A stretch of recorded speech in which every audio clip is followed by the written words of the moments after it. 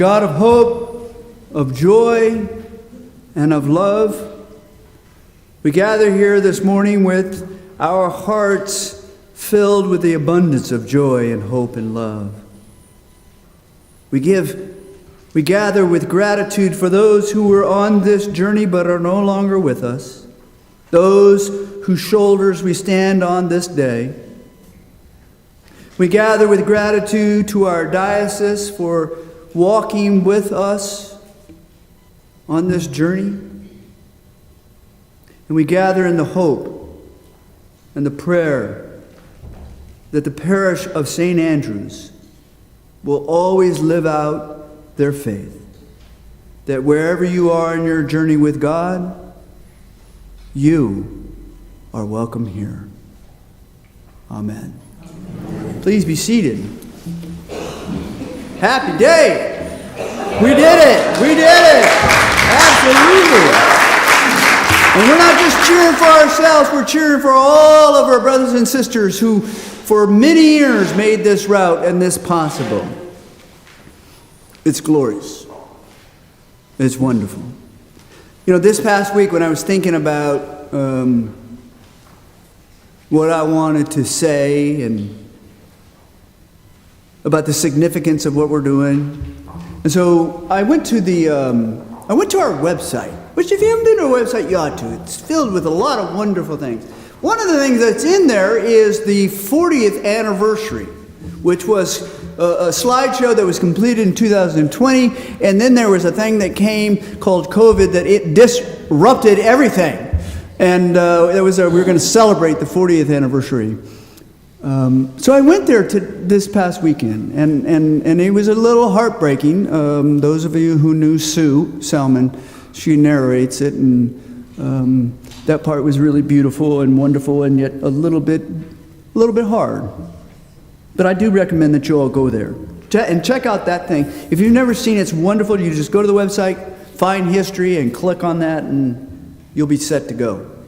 One of the things is that, we forget about dates, and I saw there's a benchmark, right? So in 1975, the St. Andrew's mission was accepted into union. I'm not really sure what that means with the Diocese of Los Angeles. And then 5 years later, the mission held its first worship service in this space in 1980. Okay, I'm going to say that again, 1980. Just to give you a time frame of how long ago that was, I was 20 years old. There are some here who weren't even born. And I'm not looking at Goldie, I'm looking at a lot of people. Right? But do you know the actual very first service, before it became a mission? And before you become a mission, I think you were a cluster. And then, that's kind of like when 2 or 3 are gathered together in God's name, Jesus is there, right?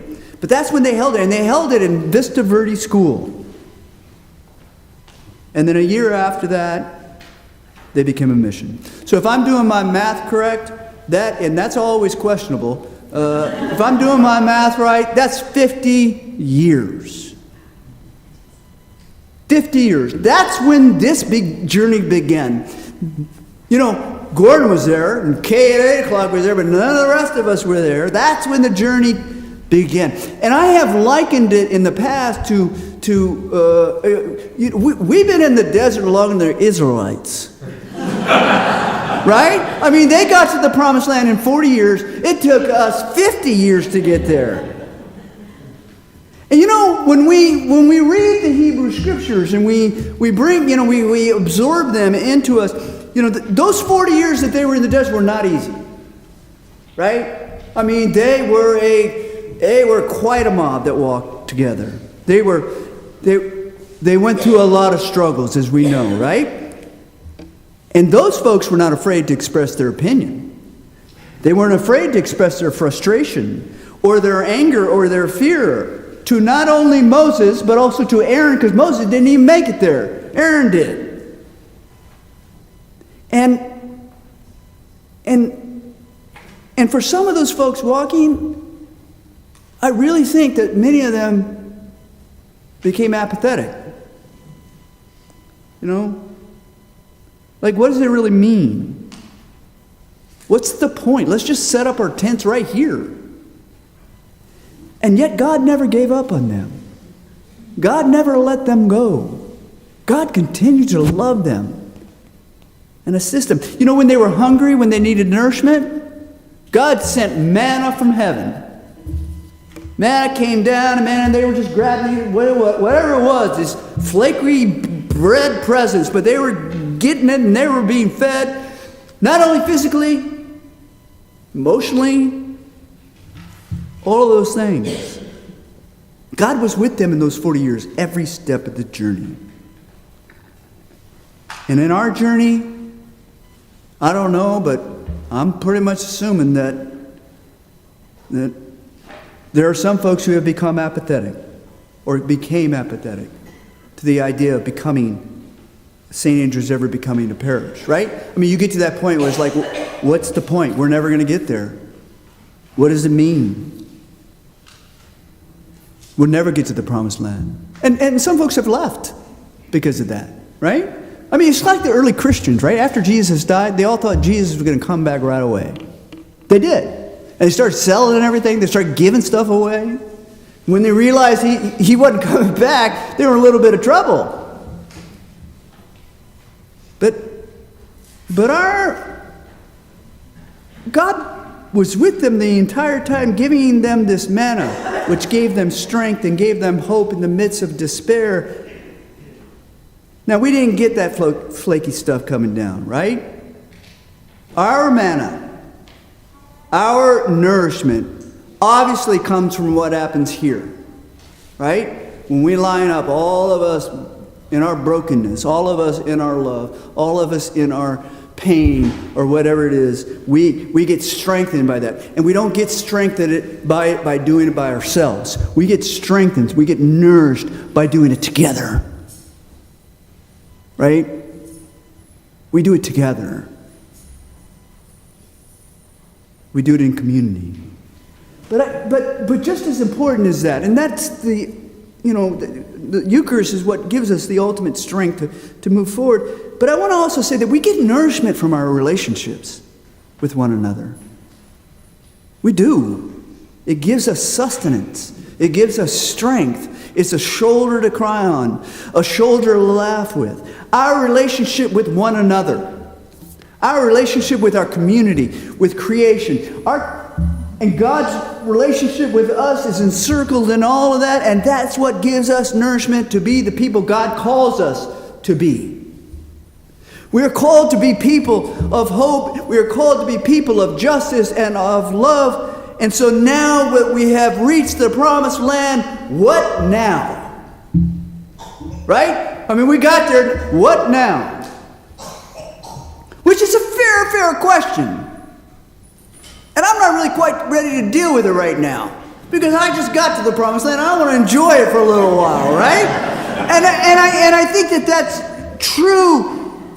But in some ways, we keep on doing what we have always done. Loving people the best we can. You know, the reason we haven't become a parish is because we had an enormous debt to the Children's Center, which we took care of. And so, wrapped around that, in some sense, we have been functioning as a parish, but mentally, it hasn't gotten there. There will be some changes. I am no longer the vicar. I just want to get that straight. Rector. That's right. Anybody know what rector means? I've said this before, I'll say it again, which is kind of eerie to say that after what happened on Tuesday, but a rector actually means ruler.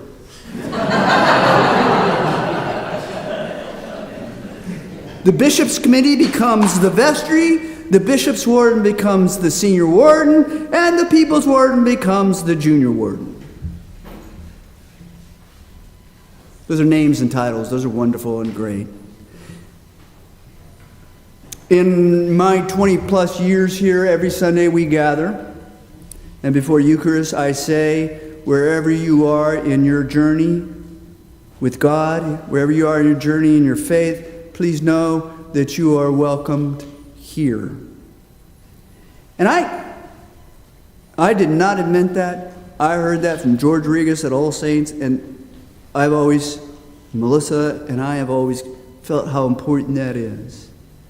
But I also want to say that that's not me that says that, right?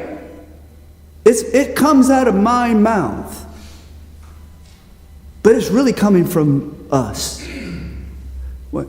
And I would tell you that in the years that I've been ordained, what I say right there, that's the most I get comments on.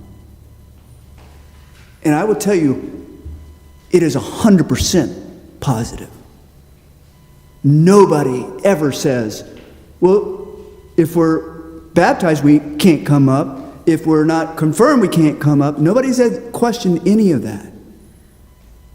That statement comes from us because it's who we are. And that's what we're saying to the world. That is who we are. That is our call. This is an invitation to be in relationship in the world.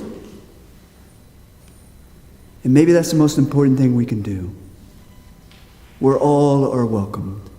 Every one of us has got a brokenness in us. Every one of us has some pain that we've lived in. But we also know that the one place that we can come to be safe, to be ourselves, to know that this is a safe haven, is to be the people of God at St. Andrews. And our prayer that in the next 50 years, we keep on doing the things we're doing.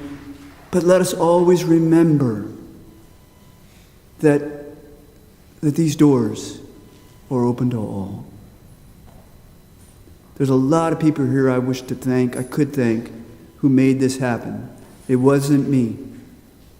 It was other people. And for that, let us give thanks. For that, let us live our lives as faithfully as we can, loving one another and loving God. Amen.